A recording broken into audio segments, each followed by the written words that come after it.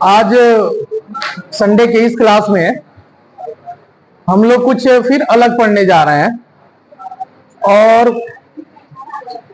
आज हम मैथमेटिक्स का कुछ पोर्शन पढ़ेंगे और एक ऐसा पोर्शन जो मैथमेटिक्स का कहीं ना कहीं रीढ़ माना जाता है और बहुत सारे बच्चों को उसमें दिक्कत होती है। बहुत सारे बच्चे होते हैं जिनको उसमें बहुत सारी दिक्कतें होती हैं। तो हम चाहते थे कि एक ऐसा वीडियो बने, एक ऐसा क्लास हो जिसमें उस चैप्टर जो थोड़ा सा आपको हार्ड लगता था वह थोड़ा सा आसान बन जाए आप लोग के लिए। थोड़ा सा मेरे पढ़ाने का लेवल जो होगा वो बहुत स्टैंडर्ड लेवल है, उसको ध्यान से देखना। मुझे लगता है बड़ी बेहतरीन तरीके से बेसिक चीजें समझ में आएंगी तुम्हें। तो आज हम चर्चा करने वाले हैं मैथमेटिक्स के एक शाखा त्रिकोणमिति के बारे में।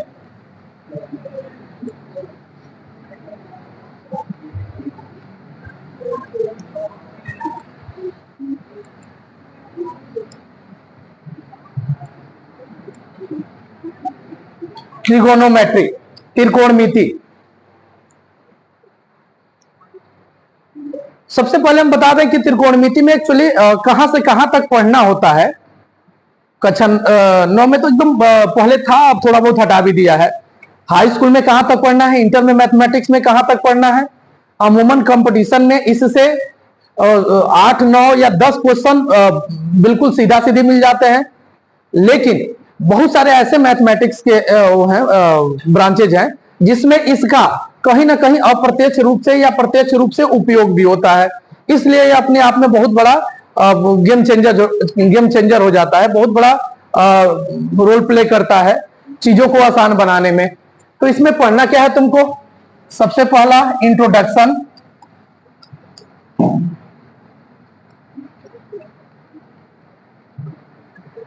दूसरा तुमको पढ़ना है ट्रिगोनोमेट्रिकल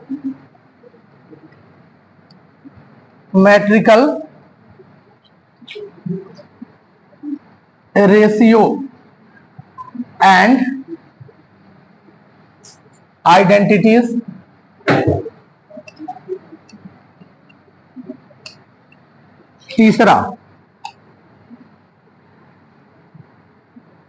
तीसरा तुमको पढ़ना है ट्रिग्नोमेट्रिकल इक्वेशन।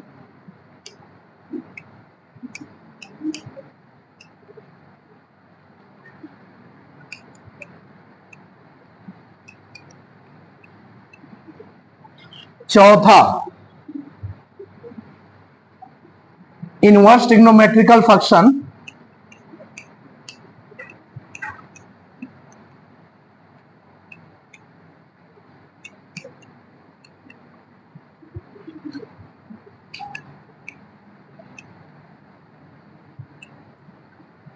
पांचवा होता है प्रॉपर्टीज ऑफ ट्रायंगल।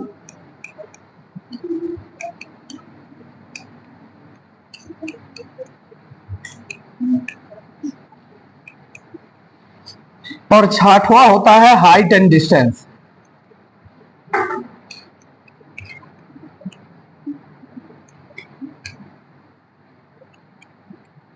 इन 6 चीजों के बारे में पढ़ना है। अगर सब कुछ ठीक ठाक रहा तो जैसे मैंने कहा था कि थोड़ा सा आज एक सरप्राइज क्लास भी होगा तुम लोग के लिए, तो सब कुछ ठीक ठाक रहा तो आधे घंटे में बड़ी मजा आएगा आप सभी को। एक तो पढ़ने में आज बहुत मजा आएगा, दूसरी चीज की कुछ ऐसी चीजें आपको देखने को मिलेगी या सुनने को मिलेगी, शायद वो आप जीवन भर के लिए मोटिवेट हो जाओ। तो बस थोड़ा सा धैर्य रखना, संख्या ज्यादा है, ध्यान से केवल बात सुनते रहना। कहीं चीजें अगर नहीं समझ में आती है तुरंत पूछना। तो ये तुमको 6 चीजें ट्रिग्नोमेट्री के अंदर पढ़नी है। Introduction, trigonometrical ratios and identities, trigonometrical equation या ट्रिग्नोमेट्रिक, हाँ चलो ठीक है, inverse trigonometrical function, properties of triangle, height and distance. इसका अगर हिंदी की बात करें तो इंट्रोडक्शन, परिचय, त्रिकोणमिति का परिचय। दूसरा trigonometrical ratios and identities, high school वाले पढ़ भी रहे हैं। त्रिकोणमितीय अनुपात तथा सर्वसमीकाएं। त्रिकोणमितीय अनुपात तथा सर्वसमीकरण, इंटर वालों को सब पढ़ना है। ट्रिग्नोमेट्रिकल इक्वेशन, त्रिकोणमितीय समीकरण, इनवर्स ट्रिग्नोमेट्रिकल फंक्शन, प्रतिलोम त्रिकोणमितीय फलन, प्रॉपर्टीज ऑफ ट्रायंगल, त्रिभुज के गुण, हाइट एंड डिस्टेंस, ऊंचाई और दूरी, ये चीजें ट्रिग्नोमेट्री के अंदर आपको पूरा पढ़ना होता है। हाई स्कूल वालों को जो मतलब हाई स्कूल में पढ़ेंगे वह केवल ये 3 पोर्शन पढ़ना है, उनको केवल इंट्रोडक्शन पढ़ना है, ट्रिग्नोमेट्रिकल रेशियोज एंड आइडेंटिटीज पढ़ना है और हाइट एंड डिस्टेंस पढ़ना है, ठीक है। और बाकी जो इंटर में पढ़ते हैं इनको ये सारी चीजें पढ़नी होती है, चारों पढ़नी होती है। कंपटीशन की बात करें तो इससे और इससे ज्यादा क्वेश्चन उठाता, इससे भी उठाता, हालांकि पूरा अपने आप में इंपॉर्टेंट है।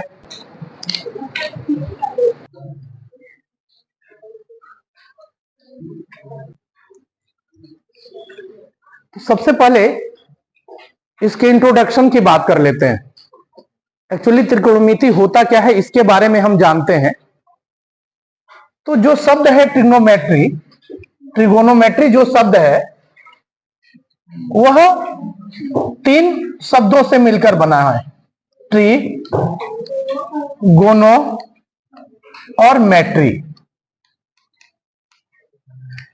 ट्रिग्नोमेट्री जो शब्द है वह 3 अक्षरों से मिलकर, 3 शब्दों से मिलकर बना हुआ है, ट्री, गोनो और मैट्री। ट्री का मतलब होता है 3, ट्री का मतलब कितना, गोनो का मतलब होता है इंक्लिनेशन। यह एक ग्रीक वर्ड है, ग्रीक भाषा का एक शब्द है, ग्रीक वर्ड है जिसका मैथमेटिकल टर्म होता है, इसका मैथमेटिकल टर्म की बात करें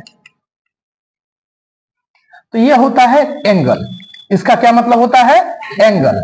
मैथमेटिकल टर्म की बात करें तो उसका मतलब एंगल, यानी गोनो का मतलब इंक्लिनेशन होता है, झुकाव। इंक्लिनेशन मतलब क्या होता है, झुकाव।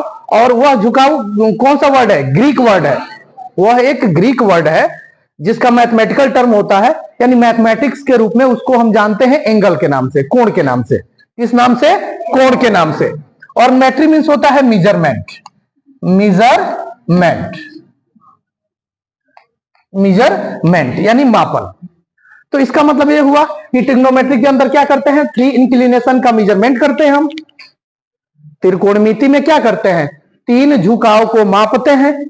तो अब यहीं से डिफाइन करेंगे कि trigonometry is a branch of mathematics in which we study about such types of figure in which 3 angles in which या विच कंटेन्स 3 एंगल्स। मतलब हम त्रिकोणमिति को डिफाइन कैसे करेंगे कि त्रिकोणमिति गणित की वह शाखा है जिसके अंतर्गत हम ऐसे आकृति के बारे में अध्ययन करते हैं जिसमें 3 कोण हो, ठीक है।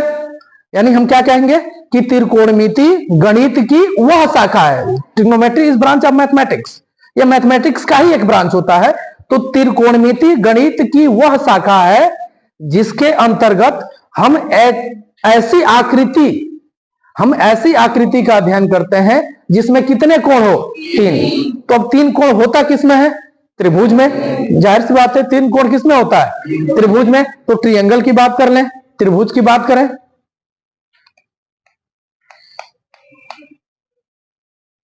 थोड़ा सा इसको वो करते हैं, त्रिभुज। अंग्रेजी में इसको कहते हैं क्या, ट्रायंगल।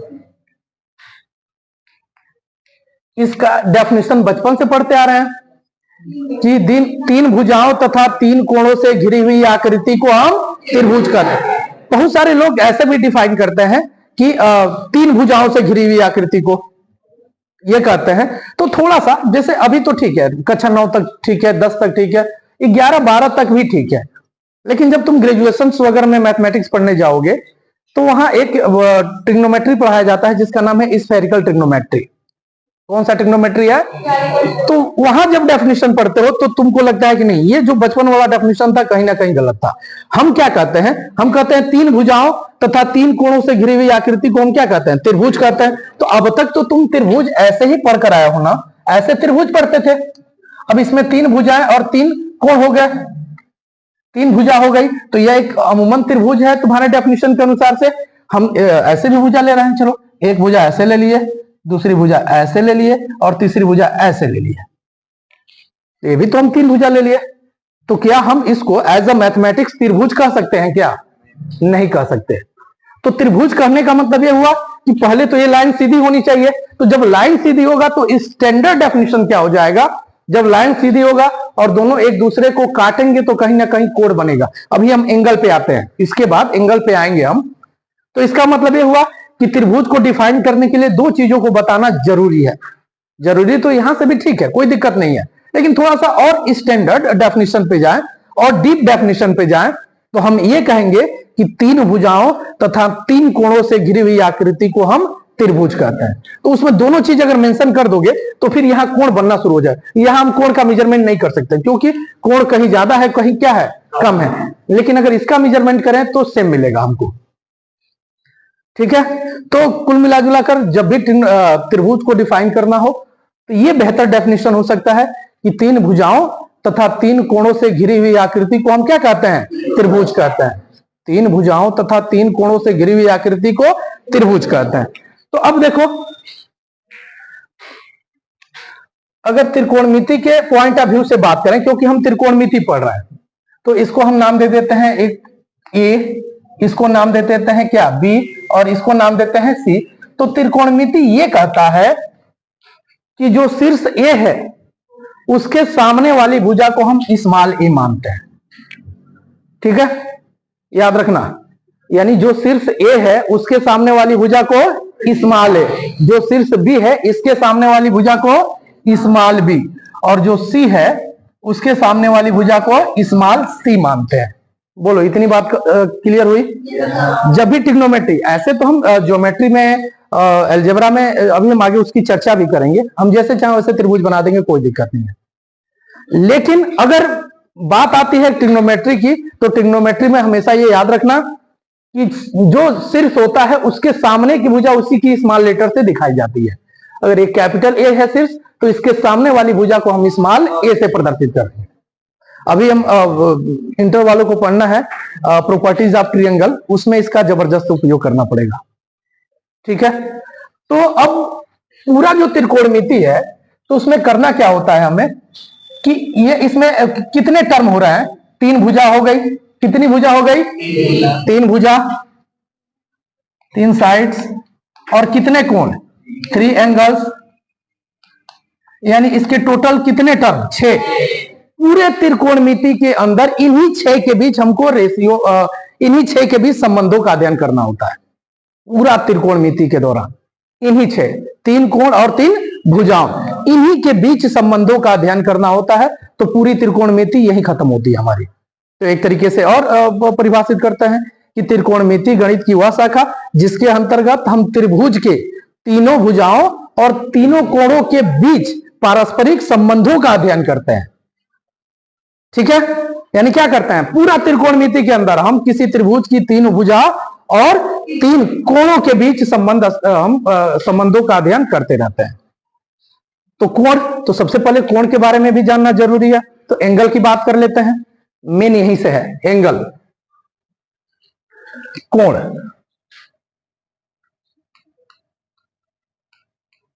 एंगल, इसको डिफाइन करेंगे, इसका डेफिनेशन बहुत जरूरी है, ध्यान से देखना।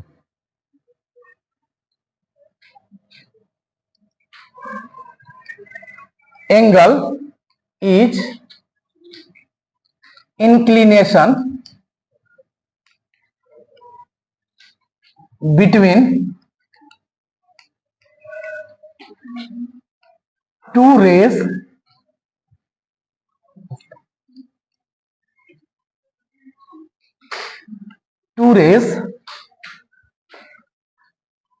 exist from same source of light। Same source of light. In Hindi कि कोण क्या होता है, वह कोण जो होता है वह दो किरणों के बीच झुकाव होता है। कैसी किरणों के बीच? जो एक ही स्रोत से निकलते हैं, जो एक ही प्रकाश स्रोत से निकलते हैं। मतलब ये अगर ये माने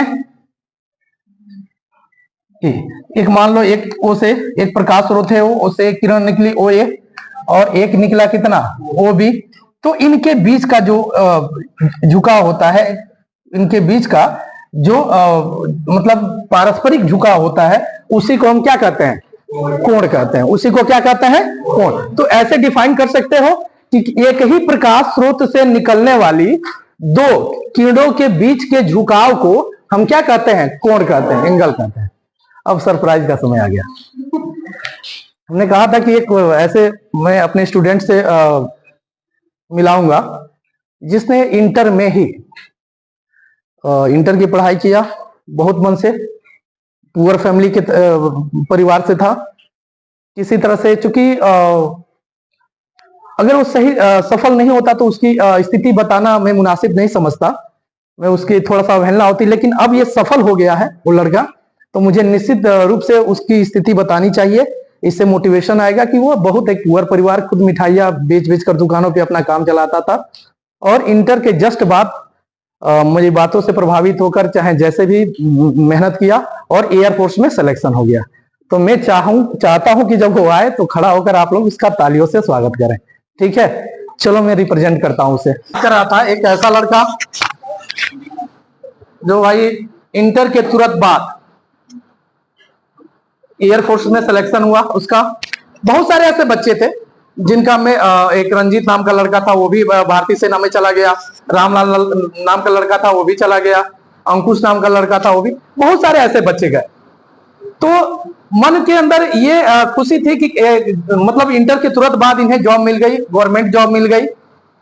हालांकि जॉब कोई भी हो अच्छी जॉब होती है, लेकिन गवर्नमेंट जॉब है तो फिर इसका एक रुतबा है। लेकिन इसकी 5 गुनी खुशी इस बात को लेकर मुझे मिली कि ये अपने भारत की सेवा के लिए गए सब।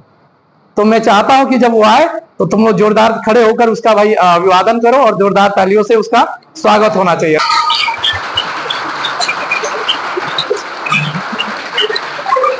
देखो किस सन में थे इंटर में?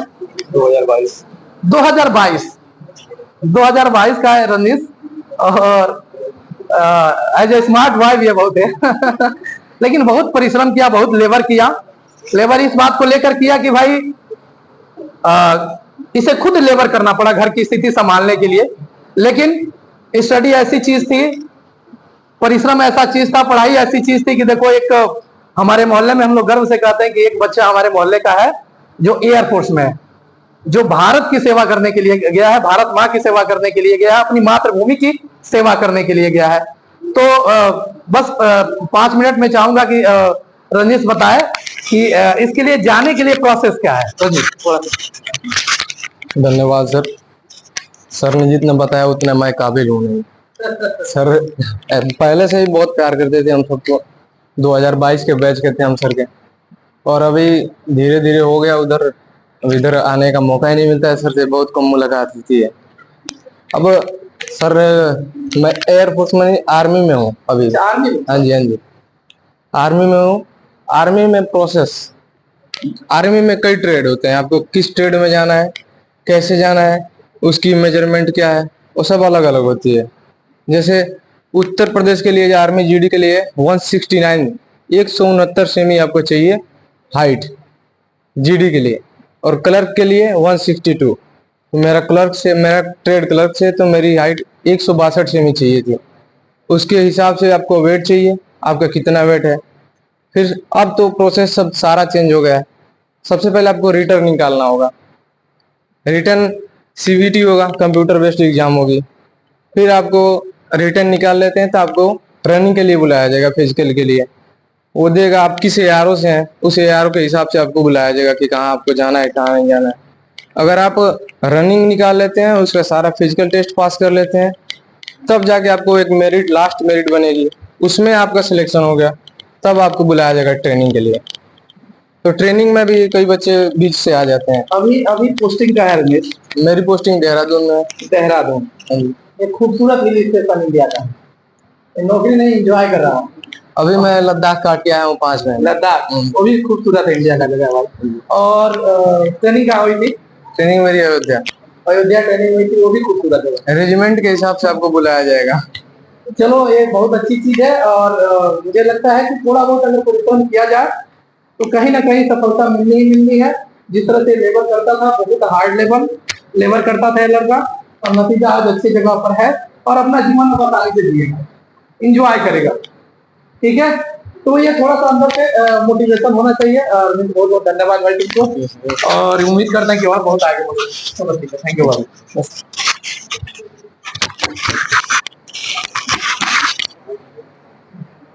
देखो कुछ चीजें हैं तुमको समझनी बहुत जरूरी है। हर बार मैं बच्चों को कुछ ना कुछ बताता रहता हूं, मोटिवेट करता रहता हूं। एक चीज मैं कहूंगा, अभी जो वर्तमान परिवेश चल रहा है, जो समय चल रहा है, डेली हम लोग अपने विद्यालय में चाहे ऐसे आसपास देखते हैं, उन सब चीजों को देखते हुए मैं एक बात कहना चाहता हूं कि अगर तुम एक अच्छा डॉक्टर नहीं बनते हो तो मत बनो, अगर एक अच्छा इंजीनियर नहीं बन पाते हो तो मत बनो, अगर अच्छी जॉब नहीं मिल पाती है मत बनो, कोई दिक्कत नहीं है, कहीं ना कहीं तो अपना जीविका चला ही लोगे। लेकिन ये दिमाग में रहना कि एक अच्छा बेटा या एक अच्छी बेटी बनकर जरूर दिखाना अपने माता पिता के लिए। जो वर्तमान माहौल है, मैं बहुत बड़ी बात कह रहा हूं, मत बनना इंजीनियर, मत बनना, कोई दिक्कत नहीं है, कुछ मत बनना, नहीं जिम्मे आता है, लेकिन माता पिता का सर नीचा ना हो ऐसा काम कभी मत करना। और अगर ये बात अगर तुम लोगों ने मेरी मान ली ना, तो शायद मेरा पूरे 1 साल का जो भी चीजें मैंने पढ़ाया है, मुझे लगेगा कि ये छोटी सी बातों ने मेरे पूरे 1 साल का पढ़ाया हुआ चीजों को स्वार्थ कर दिया। तो बस आज ही से प्रण कर लो कि कोई ऐसी एक्टिविटीज नहीं जिससे माता और पिता का सर नीचे झुके। बहुत चीजों को हम लोगों ने फेस किया है, तो ये थोड़ा सा मुझे बहुत अच्छा, मुझे नहीं, किसी भी गार्जियन को ये पसंद नहीं आएगा। तो बस यही सजेशन है कि इंजीनियर नहीं बन पाते हो मत बनो, हालांकि प्रयास तो करो बनने के लिए, लेकिन मेन मेरी बात समझने का प्रयास करो। अगर अच्छे डॉक्टर, अच्छे इंजीनियर, अच्छे पोस्ट पे नहीं जाते हो मत बनो, लेकिन एक अच्छे लड़का या एक अच्छा लड़की या एक अच्छा बेटा या एक अच्छी बेटी बनकर जरूर दिखा देना जीवन में। बात समझ में आ रही है? अगर बात समझ में आ रही है तो फिर आज ही से फॉलो करो, ठीक है? चलो आगे आते हैं पढ़ाई पे। तो हम एंगल्स के बारे में बता रहे थे, कोण के बारे में बताया कि angle is inclination between two rays exist from same source of light. यानी कोण क्या होता है? एक ही प्रकाश स्रोत से निकले हुए दो किरणों के बीच जो झुकाव होता है उसी को हम क्या कहते हैं? कोण कहते हैं। तो ऐसे भी हो सकता है, या मान लो पहली प्रकाश स्रोत से पहली किरण ए निकली और दूसरी किरण ए निकली बी, तो अब इसका जो कोण बनेगा वह इस डायरेक्शन में बनेगा, ठीक है? तो इसका मतलब यह हुआ कि एंगल दो प्रकार से बन सकता है। एक, पहले तो ये जान ले कि ये वाली जो भुजा होती है, जहां से ये जिसको हमने पहले खींचा, यहीं से कोण बनना शुरू हुआ, तो हम इसको प्रारंभिक भुजा कहते हैं, इनिशियल साइड्स, प्रारंभिक भुजा, और इसको कहते हैं अंतिम भुजा। कौन सा भुजा? अंतिम भुजा। इसमें यहां से एंगल बना तो ये हमारा प्रारंभिक भुजा हो जाए, ये क्या होगा? अंतिम भुजा। अंतिम भुजा, ये प्रारंभिक भुजा और ये अंतिम भुजा। तो फिजिक्स ये कहता है, साइंस ये कहता है, मतलब ऐसे दिशाएं तो बहुत सारी होती हैं, लेकिन जब साइंस अपनी डायरेक्शन को मैथमेटिक्स पे थोपता है तो मैथमेटिक्स को ये कहता है कि सिर्फ दो ही दिशाएं होती हैं, एक क्लॉकवाइज और एक होता है एंटी क्लॉकवाइज। क्या क्या होता है? एक क्लॉकवाइज होता है और एक एंटी क्लॉकवाइज। ऐसे दिशाएं north, south, west, east, up, down, बहुत सारी ऐसे दिशाएं हो जाएंगे। लेकिन फिजिक्स में मैथमेटिक्स के कहा, मैथमेटिक्स में और खासतौर पे ट्रिग्नोमेट्री में कि नहीं, तुम जब भी डायरेक्शन का मेजरमेंट करोगे सिर्फ दो मेजरमेंट, एक क्लॉकवाइज और एक एंटी, यानी एक घड़ी की सुई की दिशा में और एक घड़ी की सुई की विपरीत दिशा में, यानी दो डायरेक्शन। पहला एंटी क्लॉकवाइज, एंटी क्लॉकवाइज, इसको हम इसको कहते हैं वामावर्त दिशा, वामावर्त दिशा। और दूसरा क्लॉकवाइज, क्लॉकवाइज दक्षिणावर्त दिशा, दक्षिणावर्त दिशा। मेन टॉपिक समझना, खास तौर पे मैथमेटिक्स वाले तो एकदम इसको दिमाग में बैठी जानी चाहिए। दो दिशा हो गई, एक वामावर्त दिशा और दूसरा होता है दक्षिणावर्त दिशा। तो अगर हम इसकी डायरेक्शन की बात करें, घड़ी की सुई को थोड़ा सा सोचना, घड़ी की सुई ऐसे चल रही है और ये वाला दिशा ऐसे चल रहा है, यानी एंटी क्लॉकवाइज हो रहा है ना। तो जब एंगल का मेजरमेंट एंटी क्लॉकवाइज लिया जाता है, यानी वामावर्त दिशा में लिया जाता है, तो पॉजिटिव लिया जाता है, धनात्मक लिया जाता है। एंटी क्लॉकवाइज डायरेक्शन में कोण का जो मापन होता है वो धनात्मक होता है। वो कैसा होता है? और क्लॉकवाइज, क्लॉकवाइज दिशा में जो कोण का मेजरमेंट होता है वो ऋणात्मक माना जाता है। कैसा माना जाता है? यानी ये देखना, यह एक भुजा है और ये एक भुजा हमने अलग से निकाली, तो यह जो कोण होगा, हम नीचे से ऊपर जा रहे हैं ना, यानी क्लॉकवाइज जा रहे हैं कि एंटी क्लॉकवाइज जा रहा है? एंटी क्लॉकवाइज जा रहा है। कैसे जा रहा है? तो ये पॉजिटिव होगा कि निगेटिव? कुछ लड़के कह रहे थे कि क्लॉकवाइज, घड़ी की सुई ऐसे चलती है जी, पहले जाकर कहीं घड़ी देख कर आओ, यहाँ है क्या? यही देखो, वैसे चल रही है। कल से मैं हथौड़ी लेकर आऊंगा, जो कहेगा सर फोड़ दूंगा, भले बैंडेज कराऊंगा। और दूसरा, अगर वो उसके अपोजिट डायरेक्शन में है तो एंगल का मेजरमेंट कैसा करेंगे? मतलब अगर क्लॉकवाइज होगा तो पॉजिटिव होगा कि निगेटिव होगा? निगेटिव होगा। तो ये चीजें याद रहेंगी ना। वामावर्त दिशा में कोण का मापन धनात्मक ऋणात्मक, और दक्षिणावर्त में क्लॉकवाइज में, क्लॉकवाइज में, हाँ एंटी क्लॉकवाइज में। यही उम्मीद करते हैं तुमसे। चलो ठीक है, एक बार देख लो फिर आगे बढ़ते हैं।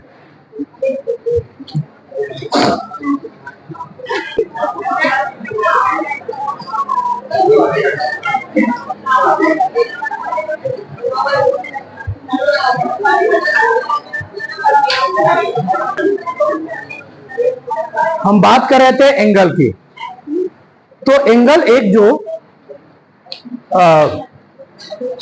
एंगल जो होता है वो फिजिकल क्वांटिटी होता है, भौतिक राशि होता है।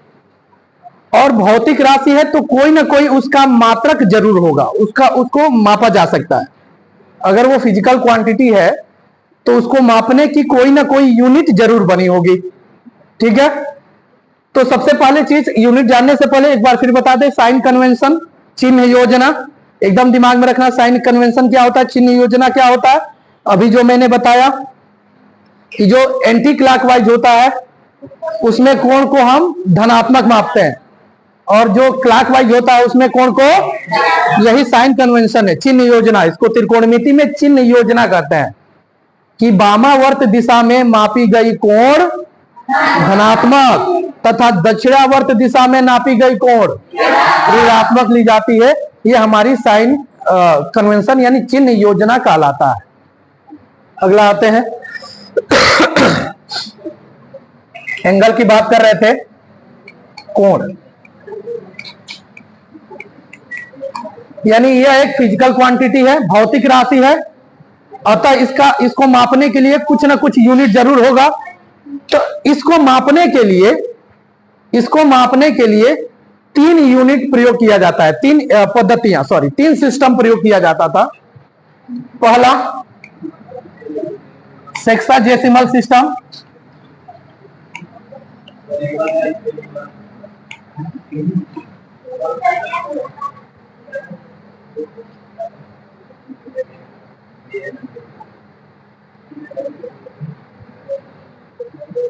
बताओ, मैं इतना बड़ा हो गया मुझे स्पेलिंग भूल जा रहा है, शर्म की बात है बहुत। अब मुझे बोर में उठकर याद करना पड़ेगा यार, मैं नहीं। हेक्साडेसिमल नहीं सही है, सिस्टम। दूसरा बात करते हैं सेंटिसिमल सिस्टम।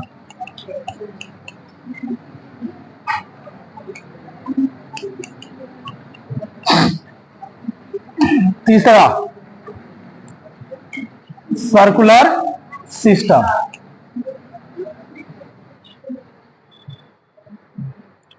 जो चीजें मैं बता रहा हूं ना, ध्यान से सुनना मेरी बात को, नहीं है तो कुछ चीजें होती हैं कि लगभग अलग अलग किताबों पढ़ने से ना बहुत सारी चीजों का ज्ञान होता है।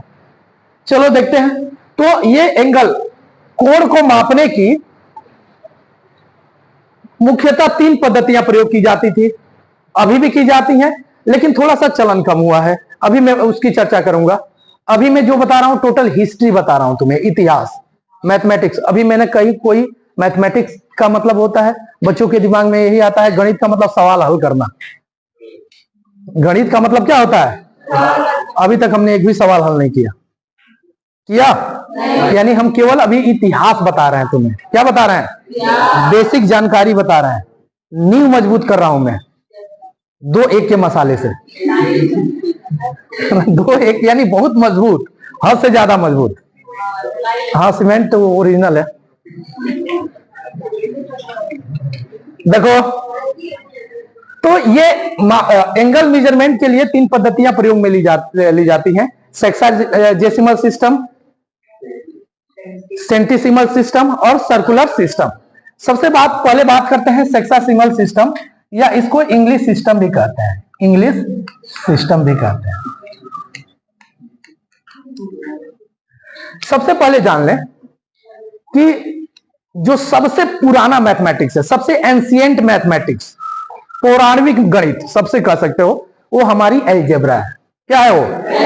यानी जो सबसे पुरानी गणित है वो हमारी अलजेब्रा है, और जो सबसे आधुनिक गणित है वो ट्रिग्नोमेट्री है। यानी ट्रिग्नोमेट्री के ऊपर रिसर्च काफी देर से हुआ। तो कभी कभी ऐसे भी कंपटीशन में पूछ देता है इतिहास के रूप में, सबसे पुराना गणित अलजेब्रा। अलजेब्रा को हिंदी में क्या कहते हैं? बीज गणित। क्या कहते हैं? मुझे तो अंग्रेजी नहीं आती, तुम लोग को हिंदी नहीं आती। तो सबसे पुरानी गणित क्या है? सबसे एंशिएंट मैथमेटिक्स अलजेब्रा। सबसे आधुनिक गणित त्रिकोणमिति। सबसे आधुनिक गणित क्या होता है? त्रिकोणमिति होता है। तो सबसे पहले क्या होता था कि जो एंगल मेजरमेंट का तरीका था वह क्या था कि एक क्षैतिज और एक ऊर्ध्वाधर रेखाएं ली जाती थी। एक क्षैतिज और एक ऊर्ध्वाधर रेखा ली गई,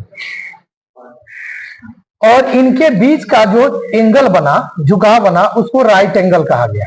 क्या कहा गया? राइट एंगल, समकोण। क्या कहा गया?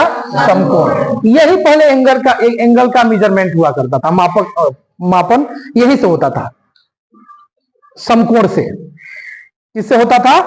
तो समकोण क्या होता है कि एक क्षैतिज और एक ऊर्ध्वाधर, इन 2 रेखाओं के बीच बना कोण जो होता है वह एक समकोण होता है।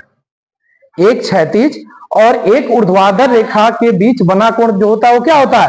एक समकोण। तो पहले यही मेजरमेंट किया गया, मेजरमेंट का आधार था कि जो भी मेजरमेंट होता था समकोण से ही, 1 समकोण, 2 समकोण, 3 समकोण, 4 समकोण, ऐसे करके मापा जाता था। लेकिन इसमें बहुत सारी दिक्कत होने लगी। तो एक समकोण का मतलब होता है 90 अंश। एक समकोण का मतलब कितना? एक राइट एंगल का मतलब होता है 90 डिग्री। तो अब ये बताओ, अगर किसी को 1 अंश का कोण बनाना हो, तो 1 डिग्री का कोण बनाना हो, तो पहले डिग्री था नहीं, पहले था क्या? समकोण। तो क्या कहेगा? 1/90 कोण बनाइए। 10 अंश का कोण बनाना था, 1/9 भाग कोण बनाइए। तो ये इसमें बड़ी दिक्कत हुई। अब ये कैसे बनेगा? अब जैसे कहने का मतलब ये हुआ कि अगर जो मात्रक है, अगर कुंटल मात्रक है, जैसे उसका क्या बोलते हैं, मतलब वजन का, वजन मापने का, द्रव्यमान मापने का मात्रक अगर केवल क्विंटल यूज किया जाता तो तुम 1 किलो आलू लेने जाते तो क्या कहते?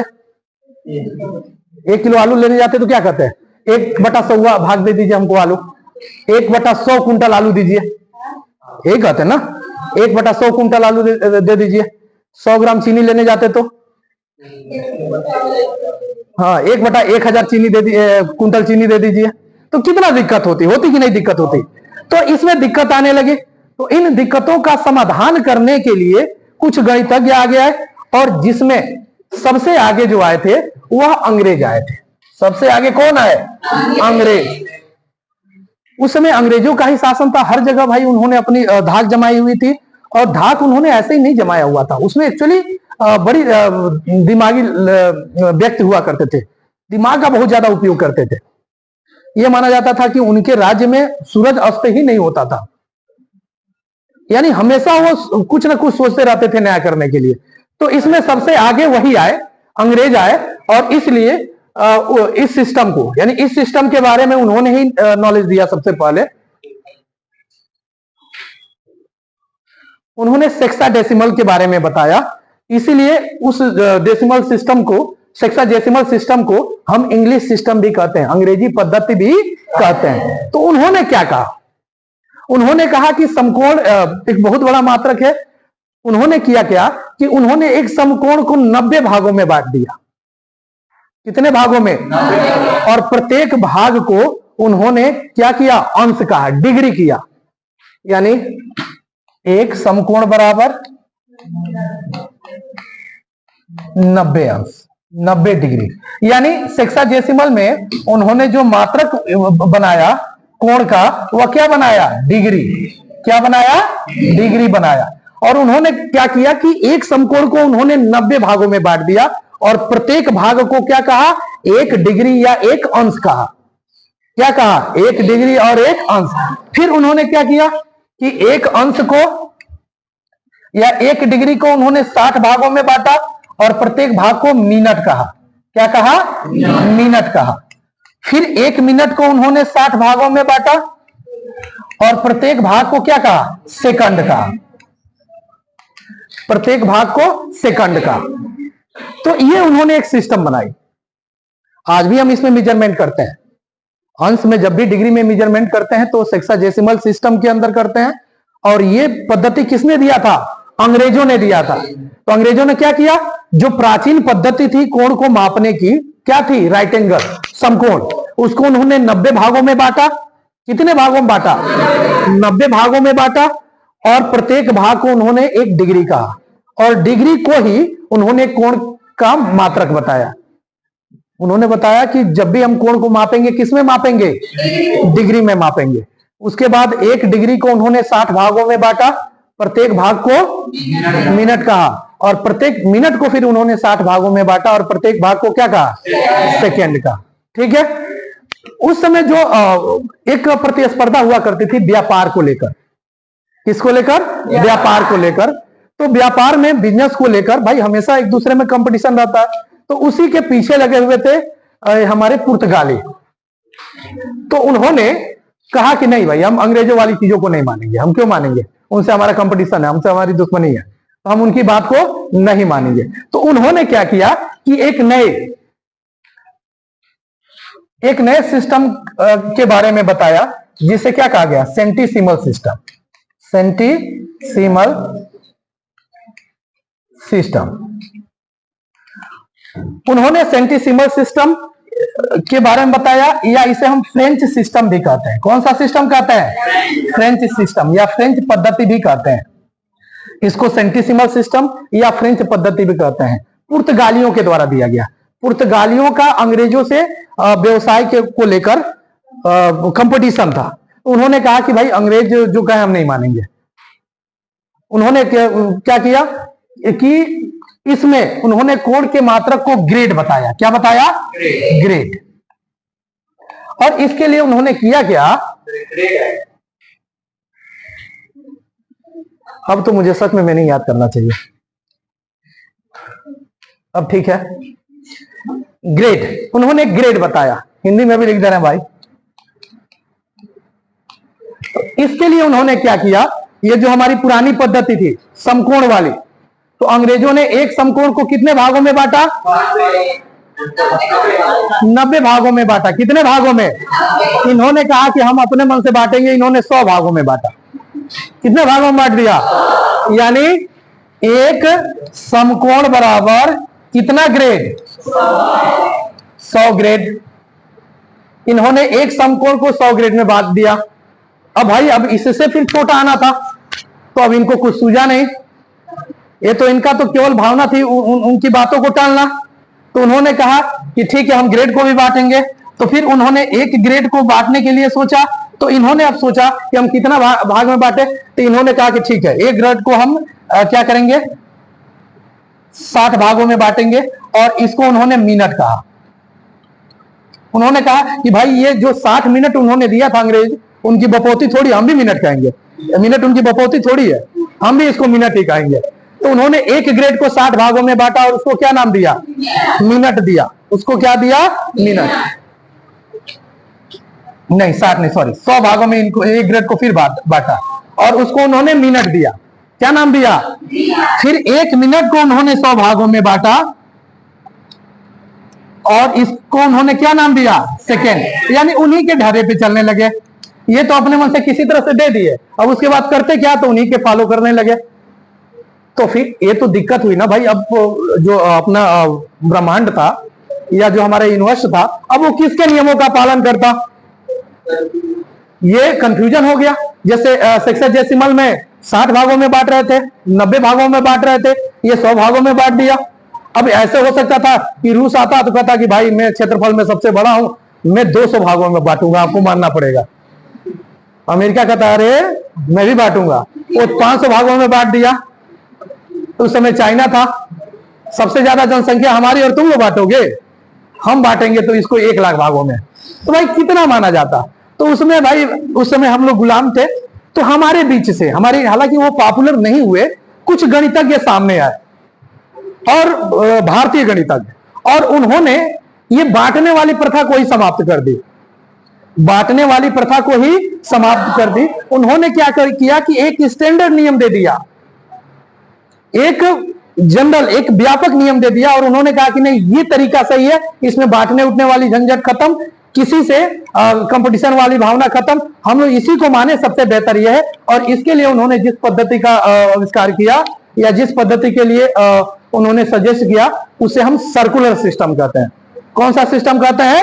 Circular system.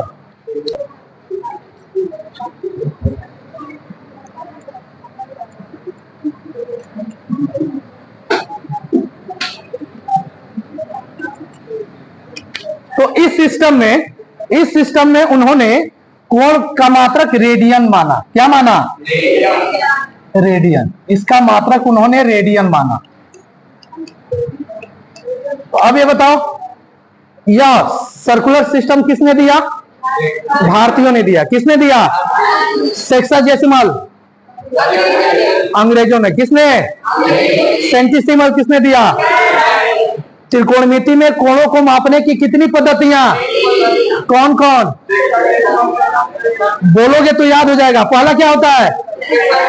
Sexagesimal system. दूसरा क्या होता है? सेंटिसिमल सिस्टम। तीसरा क्या होता है?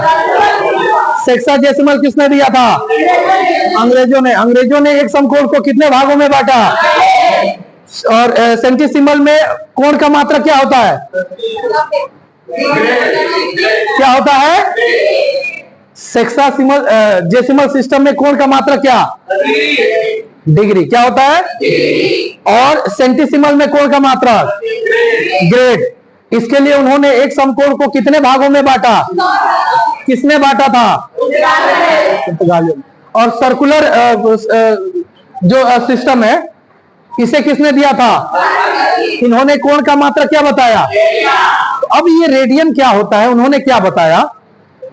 इसके लिए मान लो यह एक वृत्त है, उन्होंने बांटने वाली प्रथा को समाप्त कर दिया। यह उसका केंद्र है वृत्त का, और ये उसकी त्रिज्या r है। उसकी त्रिज्या कितनी है? यह वाले भाग, इसको ए मानते हैं और इसको बी मानते हैं, इसको हम चाप कहते हैं।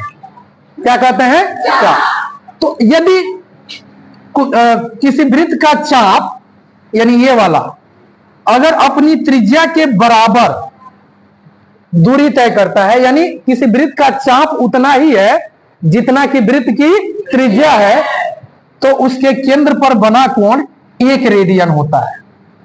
उसके कोण पर बना कोण कितना होता है? 1 रेडियन होता है। बात समझ आई? ये उन्होंने बताया। अब कह रहा है कि भाई चलो अब इसको तुम लोग बदलना चाहो तो बदल लो। तुम अगर छोटा वृत्त बनाओगे तो तुम्हारी छोटी त्रिज्या और छोटा चाप होगा, बड़ा वृत्त बनाओगे तो बड़ी त्रिज्या और बड़ा, यानी रेशियो वही रह जाएगा। रेशियो क्या रह जाएगा? बड़ी इंटरेस्टिंग कहानी बता रहा है तुम लोग को इसी को लेकर। एक मार्केट में एक है, वो कपड़ा सिलते हैं, तो हम उनको मतलब चाचू चाचू कहते थे। उससे मेरी बड़ी बनती थी। तो शाम को मैं आता था स्कूल से, तो उनके पास, जब मैं 10-11 में पढ़ता था, तो उनके पास बैठता था। एक बार उन्होंने हमसे कहा कि देखो ना यार, लग रहा है कि अब मेरी आंखें काम नहीं कर रही है, मैं धागा नहीं डाल पा रहा हूं सुई में, और लग रहा है कि मेरी आंखें कमजोर हो गई है। तो कोई विकल्प हो तो बताओ ना। तो हमने कहा कि चाचू इसमें कौन सी बात है, चश्मा ले लीजिए। हमने कहा कि चश्मा ले लीजिए। करे अरे यार, ये तो मेरे दिमाग में बात आई ही नहीं। उन्होंने कहा ये तो मेरे दिमाग में बात आई नहीं। गए दिखाओ का 600-700 का चश्मा लेकर आ गए। 2 दिन में दुकान पे किसी कारण से नहीं गया। अगले दिन गया तो फिर कपड़ा सिल रहे थे, चश्मा नहीं लगाए थे, चश्मा किनारे रखे थे। मैं पूछा चाचू क्या हाल है? कुछ बोली नहीं। एक बार गुस्से से देखा ऐसे, फिर सर नीचे कर लिया। मैं कहा क्या हो गया भाई? फिर मैंने पूछा क्या हाल है, तो भोजपुरी में कह रहे थे बोल मत हमसे। अरे क्या हुआ? तो हमारा तुम 600-700 रुपया बर्बाद करा दिए। हमने कहा क्यों क्यों बर्बाद हो गया? तो तुम बिना मतलब का हमको चश्मा खरीदवा दिए। तो हमने कहा कि भाई तो क्या उसमें नुकसान क्या है भाई? तो कह रहे कि मैं चश्मा क्यों खरीदा था। मैंने कहा कि भाई धागा आप सुई में नहीं डाल पा रहे थे, इसीलिए। अब आप चश्मा लगाएंगे तो सुई का छेद मोटा दिखेगा, तो धागा आसानी से डाल लेंगे। तो उन्होंने कहा कि एक बात बताओ, जब मैंने चश्मा खरीदा तो वो जो सुई का जो छेद है वो तो मोटा दिख रहा है, तो धागा भी तो मोटा दिख रहा है, रेशियो तो वही रह गया। धागा भी तो मोटा दिख रहा है, रेशियो वही रह गया हमारा। पहले दोनों पतला दिखता था, अब दोनों मोटा दिख रहा है। हमने हार मान लिया, करा कि चाचू गलती हो गई, अब भविष्य में मत खरीदिएगा चश्मा कभी। तो कुल मिला जुला कर अब छोटा वृत्त बनाए चाहे बड़ा वृत्त बनाए, अगर वृत्त की त्रिज्या के बराबर चाप है तो दोनों का रेशियो तो सेम होगा ना। तब उस दशा में केंद्र पर जो अंतरित कोण होता है वह कितना होता है? 1 रेडियन होता है। कितना होता है? 1 रेडियन होता है। और इसको किसने बताया था? भारतीयों ने बताया था। किसने बताया था? अब इसकी कन्वर्जन की बात करें तो एक कोण तुम बचपन से पढ़कर आए हो कि कोई वृत्त है,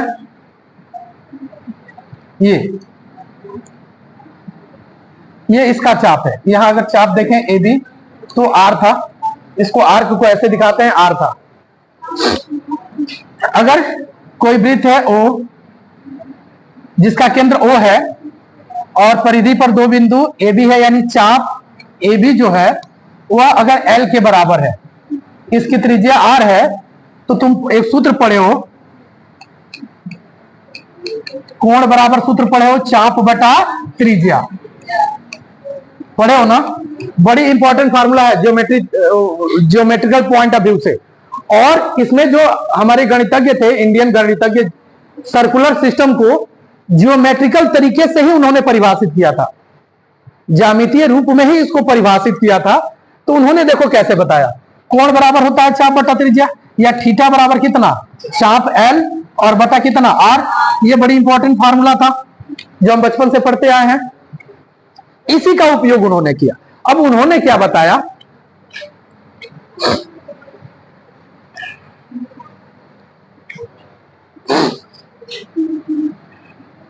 ये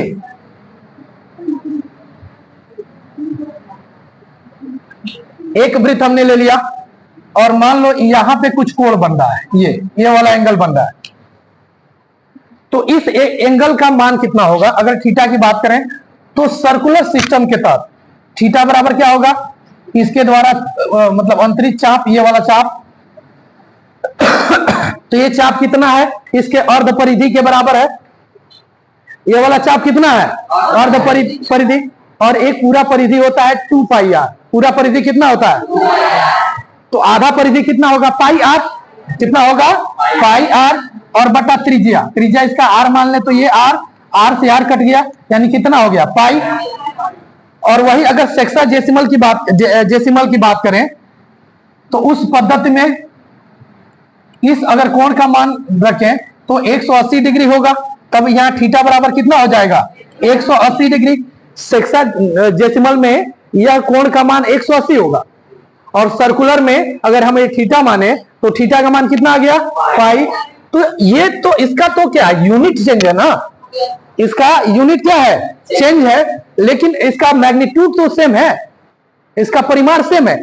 जितना कोण यहां बंधा है उतना ही कोण यहां बंधा है, बस अंतर यही है कि यहां जो यूनिट है मात्रक है वो रेडियन है, और यहां जो यूनिट है वो क्या है, डिग्री है। तो यहां से दोनों के बीच आपस में क्या बोलते हैं, एक संबंध स्थापित हुआ कि पाई रेडियन बराबर कितना, 180 डिग्री, या एक रेडियन बराबर कितना, 180 बटा कितना, पाई। ये तरीका होता है, यानी एक रेडियन में कितना पाई होता है, 180 बटा पाई। और इसी का हम उपयोग करते हैं अंश को रेडियन बदलने के लिए, और रेडियन को अंश में बदलने के लिए हम इसी का उपयोग करते हैं। तो मुख्य रूप से जो सबसे ज्यादा सिस्टम उपयोग किया गया, सेक्साडेसिमल जो अंग्रेजों के द्वारा दिया गया, और दूसरा सर्कुलर सिस्टम जो हम भारतीयों के द्वारा दिया गया। ग्रेड वाला हम उपयोग ही नहीं किए, क्योंकि उनका मनसा साफ नहीं था भाई, वो झगड़ेलू प्रवृत्ति के थे। उन्होंने क्या किया, केवल उसको अंग्रेजों को भाई जलाने के लिए ऐसा किया था। तो उसका हालांकि कहीं कहीं मिलता है ग्रेड, कहीं कहीं ग्रेड मिलता है, लेकिन वास्तविकता यह होती है कि हम मेजरमेंट मुख्यतः दो ही चीजों में करते हैं, एक डिग्री में और एक किसमें, रेडियन में। तो एक चीज याद रखना कि एक रेडियन में कितना पाई, 180 बटा, एक रेडियन में 180 बटा पाई, ये इतना डिग्री होता है। समझ में आया? चलो आज का क्लास इतना ही, फिर हम लोग कल मिलेंगे, ठीक है, गुड नाइट।